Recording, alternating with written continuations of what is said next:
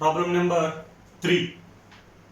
So మార్చి 31, 2001 నాడు thick limited వారి కంపెనీలో థిన్ లిమిటెడ్ కంపెనీ సంలీనం కావించబడింది.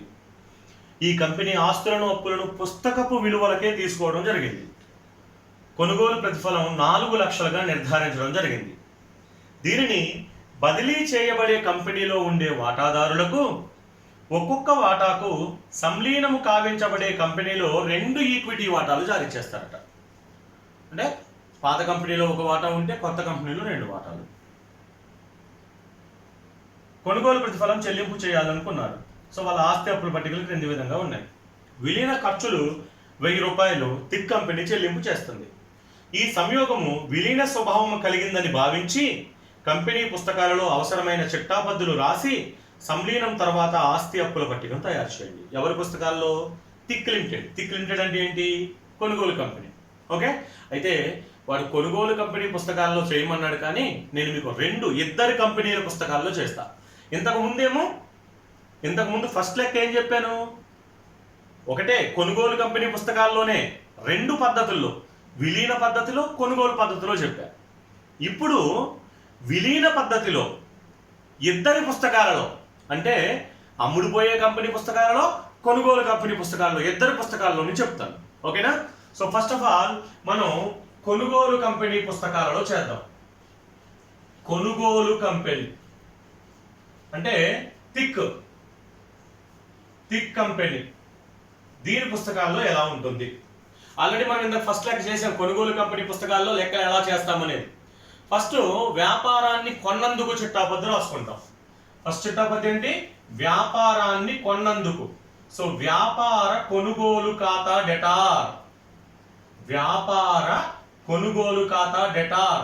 అమ్ముడుపోయే కంపెనీ థిన్ కంపెనీ లిక్విడేటర్ ఖాతా. లిక్విడేటర్ ఖాతా. ఫస్ట్ వ్యాపారాన్ని కొన్నందుకు రాస్తున్నాం. ఎంత కొంటున్నామంట? వ్యాపారాన్ని 4 లక్షలకి కొన్నామంట. వాడి చెప్పాడు. ఓకేనా? 4 లక్షలకి కొన్నాం వ్యాపారాన్ని అని చెప్పాడు. 4 లక్షలు. సో వ్యాపారం కొన్నందున, వ్యాపారం కొన్నందున, రైట్? ఓకే, ఇక రెండో చిట్టాపద్దు దేనికి రాస్తాం? ఆస్తి అప్పులు తీసుకున్నందుకు. ఆస్తి అప్పులు తీసుకున్నందుకు. ఓకేనా? సో వాడు ఏమన్నాడు? ఆస్తులన్నీ పుస్తకపు విలువలకే తీసుకోవడం జరిగింది అన్నాడు.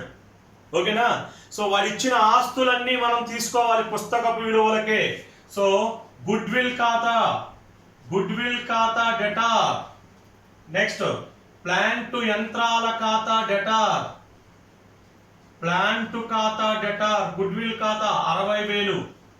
అలాగే ప్లాంట్ ఖాతా 1,00,000. నెక్స్ట్ ఫర్నిచర్ ఖాతా డెటార్. ఫర్నిచర్ ఖాతా డెటార్ 30,000. నెక్స్ట్ సరుకు ఖాతా డెటార్. సరుకు ఖాతా డెటార్ 60,000. నెక్స్ట్ రుణగ్రస్తుల ఖాతా డెటార్. రుణగ్రస్తుల ఖాతా డెటార్ 46,000. ముందుగా చెల్లించిన బీమా ఖాతా డెటార్, ఏం లేదు ఆస్తులన్నీ తీసుకుంటున్నా అంతే, 700. ఆదాయపు పన్ను రిఫండ్ అంటే ఆదాయపు పన్ను వాపసు ఖాతా డెటార్ 6,000. నెక్స్ట్ చేతిలో నగదు ఖాతా డెటార్ 356. బ్యాంకులో నగదు ఖాతా డెటార్ 8,300. ఏం చేశాను? ఇవన్నీ డెబిట్ అంటే వాడి దగ్గర నుంచి ఏదైతే అమ్ముడుపోయే కంపెనీ ఉందో ఆ అమ్ముడుపోయే కంపెనీ దగ్గర నుంచి ఆస్తులన్నీ తీసుకున్నా. అలాగే ఒక లైన్ గ్యాప్ వదిలేసి 2 అప్పులు. ఏ అప్పులు తీసుకోవాలి? బహిర్గత అప్పులు అంటే బయట వ్యక్తులకు చెల్లించాల్సిన అప్పులు. సో చూడండి అప్పుల వైపుకు రండి, ఏమేమి ఉన్నాయో. కార్మిక నష్టపరిహార నిధి. కార్మిక నష్టపరిహార నిధి 9,000. అలాగే రుణదాతలు 2. రుణదాతలు 30,456. 2 ఉద్యోగుల భవిష్య నిధి. ఉద్యోగుల భవిష్య నిధి 4,000. పన్ను కోసం ఏర్పాటు. ఇవన్నీ కూడా బయట వ్యక్తులకు చెల్లించాల్సినవి 5,000. ఓకే. అండ్ 2 ఏం తీసుకుంటాం మళ్ళీ, ఇది మర్చిపోవద్దు. 2 వ్యాపార కొనుగోలు 4 లక్షలు. ఏమన్నా మార్చానమ్మా రెండో చెట్టాపద్దు? వివిధ ఆస్తుల ఖాతా డేటా 2 వివిధ అప్పుల ఖాతా 2 వ్యాపార కొనుగోలు ఖాతా. ఇట్లా చేసిన తర్వాత మీరు డెబిట్ క్రెడిట్ ఆ రెండిట్లో ఏది ఎక్కువగా ఉందో చూసుకోండి. సో డెబిట్ లో మనకి తక్కువగా ఉంది, క్రెడిట్ లో ఎక్కువగా ఉంది. ఎంత ఎక్కువగా ఉంది అంటే 1,37,100 తేడా వచ్చింది. అర్థమవుతుందా? ఏంటి 1,37,100? ఏమని రాయాలి దీనికి? సాధారణ రిజర్వ్ అని రాయాలా, గుడ్ విల్ అని రాయాలా? సో మనం లెక్కను ఏ పద్ధతిలో చేస్తున్నాం? ఏ పద్ధతిలో అని చెప్పాడు వాడు? విలీన పద్ధతిలో అన్నాడు. ఎప్పుడైతే అది విలీన పద్ధతిలో ఈ తేడాని దేనికి సర్దుబాటు చేస్తారా? సాధారణ రిజర్వ్ కి సర్దుబాటు చేస్తాం. అర్థమవుతుందా? ఈ 1,37,100 అనేది ఏమవుతుంది మనకి ఇక్కడ? సాధారణ రిజర్వ్, బ్యాలెన్సింగ్ ఫిగర్. ఓకే. ఆస్తి అప్పులు తీసుకున్నందున, ఆస్తి అప్పులు తీసుకున్నందున రైట్. సో ఇప్పుడు ఈ నెక్స్ట్ మూడో చిట్టాపద్దు దేనికి రాస్తాం? కొనుగోలు ప్రతిఫలం చెల్లించడానికి రాస్తాం. ఎలా చెల్లిస్తున్నామంట? కొనుగోలు ప్రతిఫలం వాటాల రూపంలో చెల్లిస్తున్నామంట. ఎవరికి చెల్లించాలి? థిన్ కంపెనీ లిక్విడేటర్ కి చెల్లించాలి. సో థిన్ కంపెనీ లిక్విడేటర్ ఖాతా డేటా, థిన్ కంపెనీ లిక్విడేటర్ ఖాతా డేటా 2 ఈక్విటీ మూలధనం ఖాతా, ఈక్విటీ మూలధనం ఖాతా. ఎంత చెల్లిస్తున్నాం? 4 లక్షలు. 4 లక్షలు. కొనుగోలు ప్రతిఫలం చెల్లించినందున. నెక్స్ట్ ఖర్చులు ఏమైనా ఉన్నాయా చూడండి. 1,000 రూపాయల ఖర్చులు కొనుగోలు కంపెనీ భరిస్తుంది. ఇదే కొనుగోలు కంపెనీ, ఈ కంపెనీనే భరిస్తుంది. కాబట్టి ఆ ఖర్చులను దేనికి అడ్జస్ట్ చేయాలి? సాధారణ రిజర్వ్ ఖాతా డేటా టు బ్యాంకు ఖాతా. ఖర్చు సర్దుబాటు చేసినాము. That's it. 4 చిట్టాపద్దులు. కొనుగోలు కంపెనీ పుస్తకాలలో 4 చిట్టాపద్దులు. 1 వ్యాపారం కొన్నందుకు, ఆస్తి అప్పులు తీసుకున్నందుకు, కొనుగోలు ప్రతిఫలం చెల్లించినందుకు. ఖర్చులు, ఇది కూడా ఈ చిట్టాపద్దు కూడా వస్తుందని గ్యారంటీగా చెప్పాం. ఖర్చులు అమ్ముడు పోయే కంపెనీ భరిస్తే ఈ చిట్టాపద్దు రాదు. ఖర్చులు కొనుగోలు కంపెనీ భరిస్తేనే ఈ చిట్టాపద్దు వస్తుంది. రైట్. ఇప్పుడు నూతన ఆస్తి అప్పుల పట్టిక తయారు చేయాలి. థిక్ లిమిటెడ్, థిక్ లిమిటెడ్ నూతన ఆస్తి అప్పుల పట్టిక. థిక్ లిమిటెడ్ నూతన ఆస్తి అప్పుల పట్టిక ఎట్లా చేయాలని చెప్పానమ్మా? ఆస్తి అప్పుల పట్టిక కొత్తది, చాలా సింపుల్. కొనుగోలు కంపెనీ ఆస్తులు ప్లస్ అమ్ముడు పోయే కంపెనీ దగ్గర నుంచి మనం తీసుకున్న ఆస్తులు రెండు కలపాలి. ఓకేనా? కొనుగోలు కంపెనీ దగ్గర నుంచి మనం తీసుకున్న ఆస్తులు రెండు కలపాలి. చూడండి, good will, good will. So మనది ప్లస్ వాడిది. మనది ఎంత? మనది 2 లక్షలు. మనది 2 లక్షలు ప్లస్ వాడి దగ్గర నుంచి తీసుకున్నది 60,000. అంటే మొత్తం కలిపి ఎంత అవుతుంది? 2,60,000 అవుతుంది. అలా ప్రతి ఆస్తి మనది ప్లస్ వాడిది, మనది ప్లస్ వాడిది కలపండి. కలిపితే నేను చూడండి డైరెక్ట్ ఇంకా కలిపేస్తున్నాను. ప్లాంట్ మనది వాడిది కలిపి 5,12,000. ఓకే. ఫర్నిచర్, ఫర్నిచర్ ఇద్దరిది కలిపి 1,10,000. నెక్స్ట్ సరుకు, సరుకు ఇద్దరిది కలిపి 3,25,000. నెక్స్ట్ రుణగ్రస్తులు ఇద్దరిది కలిపి 2,67,200. నెక్స్ట్ ముందుగా చెల్లించిన బీమా 700 ఇద్దరిది కలిపి. ఆదాయపు పన్ను వాపసు, ఆదాయపు పన్ను వాపసు 6,000. అలాగే నెక్స్ట్ నగదు, నగదు మనది వాడిది కలిపి. మనది 869 అయితే వాడిది 356. మొత్తం కలిపితే 1,225. అలాగే బ్యాంకు, ఇది చూడండి జాగ్రత్తగా చూడండి. మనది ఎంత? బ్యాంకు 14,000 మనది ప్లస్ వాడిది ఎంత? 8,300. అయితే దాంట్లో మళ్ళీ ఇక్కడ మనం ఖర్చులు 1,000 రూపాయల ఖర్చు చెల్లించాం కదా. ఓకే, సాధారణ రిజర్వ్ ఖాతా డేటార్ టు బ్యాంకు ఖాతా అని చెప్పి 1000 రూపాయలు ఖర్చు చెల్లించాం కదా, ఆ 1000 రూపాయలు తీసివేయండి. ఓకేనా, మన బ్యాంకు వారి బ్యాంకు కలిపి దాంట్లోంచి మనం చెల్లించిన ఖర్చులు తీసేస్తున్నాం. అంటే 21,300. ఆస్తుల వైపు అయితే చాలా ఈజీ, జస్ట్ మన ఆస్తి వాడి ఆస్తి కలిపేస్తామంతే. ఇక అప్పుల వైపుకు రండి. అప్పుల వైపున ఫస్ట్ పాయింట్ మూలధనం. చెప్పండి ఎలా తీసుకుంటారు? మన మూలధనం వాడి మూలధనం కలిపి తీసుకుందామా? ఇంతకుముందే ఎక్స్ప్లెయిన్ చేశాను. మన మూలధనము ప్లస్ మనము కొనుగోలు ప్రతిఫలంగా ఇచ్చిన మూలధనము కలపాలి, అంతేకాని వాడి మూలధనంతో మనకు పని లేదు. వాడి మూలధనాన్ని మనం తీసుకోం కాబట్టి మన మూలధనము ప్లస్ మనం కొనుగోలు ప్రతిఫలంగా ఇచ్చిన మూలధనం కలపాలి. సో చూడండి, యాక్చువల్గా మన మూలధనం ఎంత అంటే 9 లక్షలు. తిక్కు కంపెనీ మూలధనం 9 లక్షలు ప్లస్ ఇప్పుడు కొత్తగా కొనుగోలు ప్రతిఫలంగా మనం ఎన్ని లక్షల వాటాలు? 4 లక్షల రూపాయల వాటాలు జారీ చేశాం. అంటే ఇదొక 4 లక్షలు. మొత్తం మన మూలధనం ఎంత అంటే 13 లక్షలు మనదే ఇది. నెక్స్ట్ సాధారణ రిజర్వ్, ఇది అడ్జస్ట్ చేయడం ఎలా? ఓకేనా, ఇంతకుముందు లెక్కలు చెప్పాను మీకు. ఓకేనా, ఎట్లా తీసుకోవాలని చెప్పాను చూడండి. సాధారణ రిజర్వ్ని ఫస్ట్ అమ్ముడుపోయే కంపెనీ మూలధనం. ఎంత ఉందో చూడండి అమ్మా. అమ్ముడుపోయే కంపెనీ అంటే తిన్ కంపెనీ మూలధనం ఎంత? 2 లక్షలు.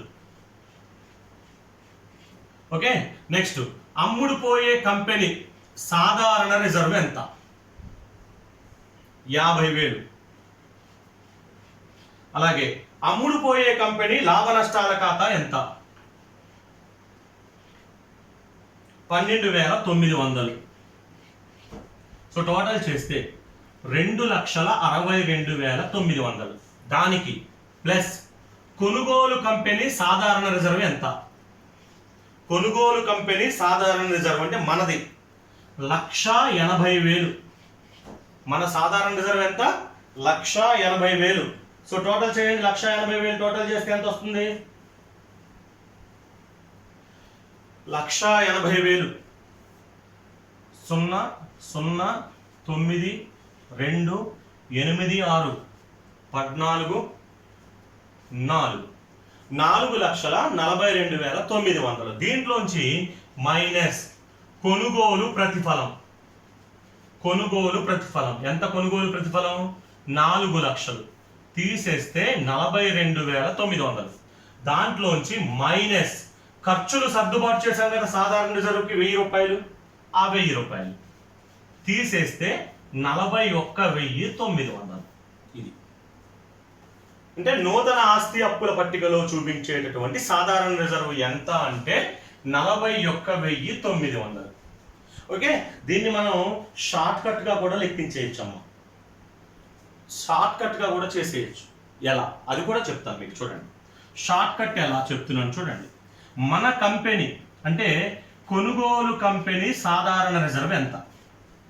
కొనుగోలు కంపెనీ సాధారణ రిజర్వ్ అంటే మన సాధారణ రిజర్వ్ ఎంత? 1,80,000. అంతే కదా, మనది 1,80,000 రైట్. దాంట్లోంచి మైనస్ మనం ఈ చిట్టాపద్దులు రాసుకున్నాం చూడండి, 4 చిట్టాపద్దులు. ఈ 4 చిట్టాపద్దుల్లో చాలా సింపుల్, జాగ్రత్తగా ఈ 4 చిట్టాపద్దుల్లో సాధారణ రిజర్వ్ డెబిట్ లో ఉంటే తీసేయండి, సాధారణ రిజర్వ్ క్రెడిట్ లో ఉంటే కలపండి. మన రిజర్వ్కి మన సాధారణ రిజర్వ్కి ఓకే ఏం చేయాలి? ఈ 4 చిట్టాపద్దులలో సాధారణ రిజర్వ్ డెబిట్ లో ఉంటే తీసేయండి, క్రెడిట్ లో ఉంటే కలపండి. సో ఇక్కడ చూడండి డెబిట్ లో ఉంది, తీసేయాలి. ఇక్కడ చూడండి డెబిట్ లో ఉంది, తీసేయండి. ఓకే, మైనస్ సర్దుబాటు ఎంత? 1,37,100 అండ్ 1,000, మొత్తం 1,38,100 తీసేయండి. తీసేస్తే 0 0 9 1 4 41,900. చూడండి 41,900 41,900. మీరు ఏ పద్ధతి ఫాలో అయినా పర్వాలేదు. మన సాధారణ రిజర్వ్కి ఇక్కడ చిట్టాపద్దుల్లో సాధారణ రిజర్వ్ డెబిట్ లో ఉంటే తీసేయండి, క్రెడిట్ లో ఉంటే కలపండి. లేదు రూల్ ప్రకారం వెళ్తామంటే ఇగో ఇది అమ్ముడుపోయే కంపెనీ మూలధనము, అమ్ముడుపోయే కంపెనీ సాధారణ రిజర్వు, అమ్ముడుపోయే కంపెనీ లాభ నష్టాల ఖాతా కలిపి దానికి మన కంపెనీ సాధారణ రిజర్వు కలిపి దాంట్లోంచి కొనుగోలు ప్రతిఫలం తీసేయాలి, ఖర్చులు తీసేయాలి. ఇది అన్నీ ఈజీనే, కాదు దీనికన్నా ఇంకా షార్ట్ కట్ అది. 41,900 రైట్. నెక్స్ట్ దాని తర్వాత లాభ నష్టాల ఖాతా. లాభ నష్టాల ఖాతా మన ఖాతా అది మాత్రమే, ఎందుకంటే ఆల్రెడీ ఇందులో వాళ్ళ కంపెనీది అడ్జస్ట్ అయిపోయింది. 12,900 వాళ్ళది అడ్జస్ట్ అయిపోయినట్టే. జస్ట్ మన కంపెనీది మాత్రమే తీసుకోండి. ఎంత? 20. మన కంపెనీది 20,502. 20,502. నెక్స్ట్ కార్మిక నష్టపరిహార నిధి. మనది వాళ్ళది కలిపి 21, 12 + 9. అలాగే రుణదాతలు మనది వాళ్ళది కలిపి 89,023. ఎందుకంటే ఇవన్నీ మనం వాళ్ళ దగ్గర తీసుకున్నాం, ఇవన్నీ మన అప్పులు. నెక్స్ట్ ఉద్యోగ భవిష్య నిధి ఇద్దరిది కలిపి 14,200. అండ్ పన్ను కోసం ఏర్పాటు ఇద్దరిది కలిపి 17,300. సో టోటల్ చేస్తే మనకి ఆస్తి అప్పుల పట్టిక 15,03,925 తో టాలీ అవుతుంది. 15,03,925. సో టాలీ అయింది. అర్థమైందా? ఇది ఎవరి పుస్తకాల్లో? థిక్ కంపెనీ లిమిటెడ్ పుస్తకాలలో. అంటే థిక్ లిమిటెడ్ కంపెనీ అంటే కొనుగోలు కంపెనీ పుస్తకాల్లో, రైట్నా? సో మరి ఇదే లెక్కని అమ్ముడుపోయే కంపెనీ పుస్తకాల్లో చేయమంటే ఎలా ఉంటుంది? ఇదే లెక్కని అమ్ముడుపోయే కంపెనీ పుస్తకాలలో చేయమంటే ఎలా ఉంటుంది?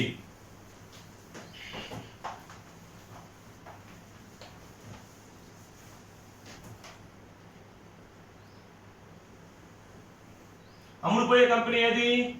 తిన్ పుస్తకాలను. ఓకేనా?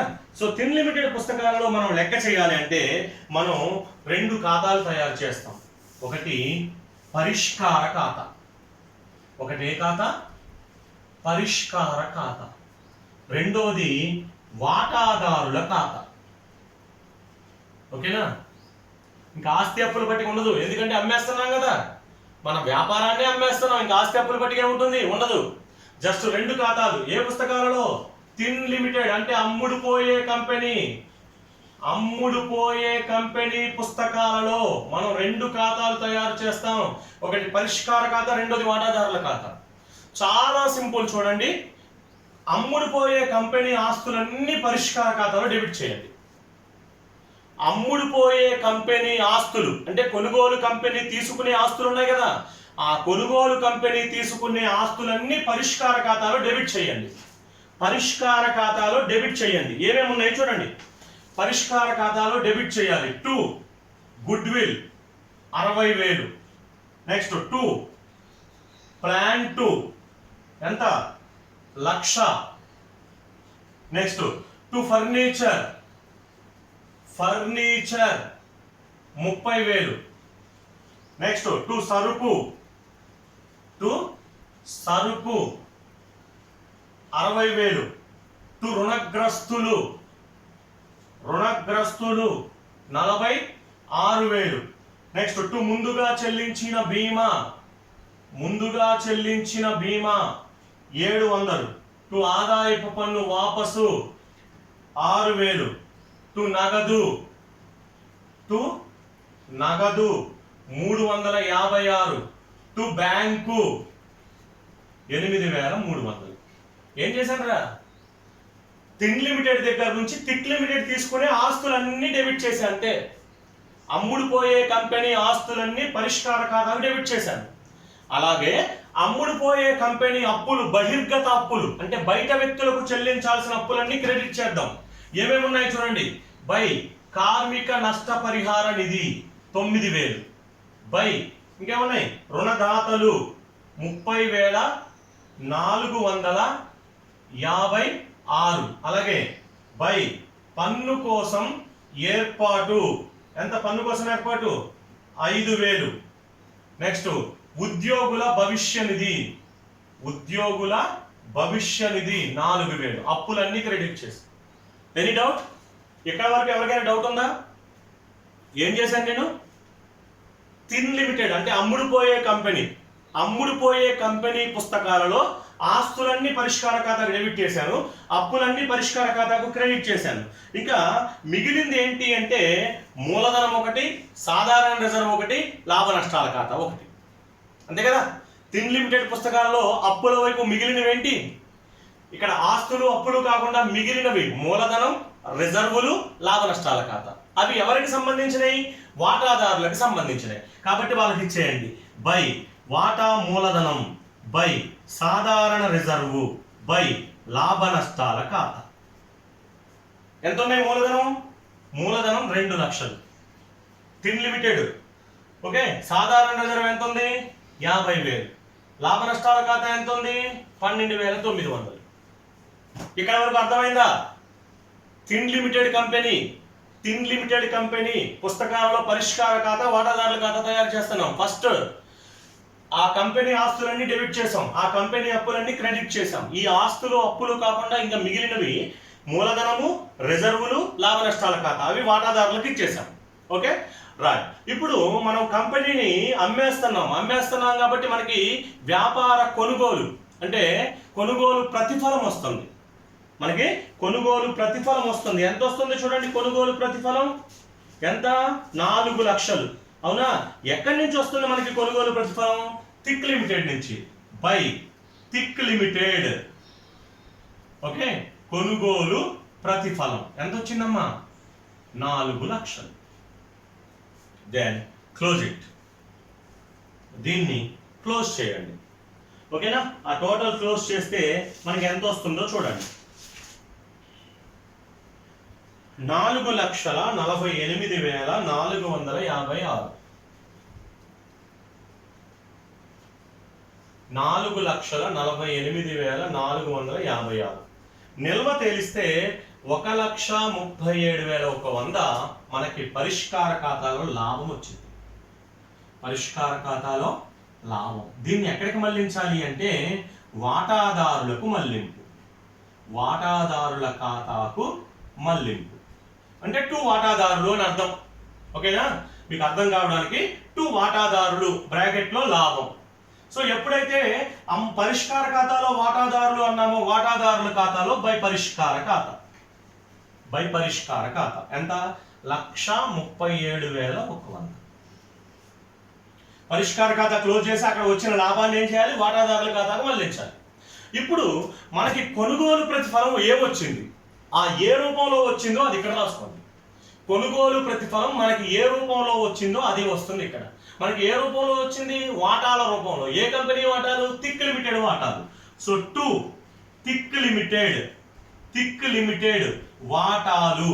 అంతే కదా. మనకి కొనుగోలు ప్రతిఫలం వాటాల రూపంలో వచ్చింది 4 లక్షలు. ఇప్పుడు ఇది టోటల్ చేయండి. టోటల్ చేస్తే 4 లక్షలతో టాలీ అవ్వాలి. అయితేనే మన లెక్క కరెక్ట్. ఓకే. ఇది అమ్ముడు పోయే కంపెనీ పుస్తకాల్లో జస్ట్ 2.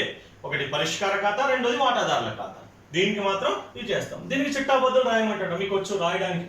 పరిష్కార ఖాతా డెటార్ 2 ఇవన్నీ.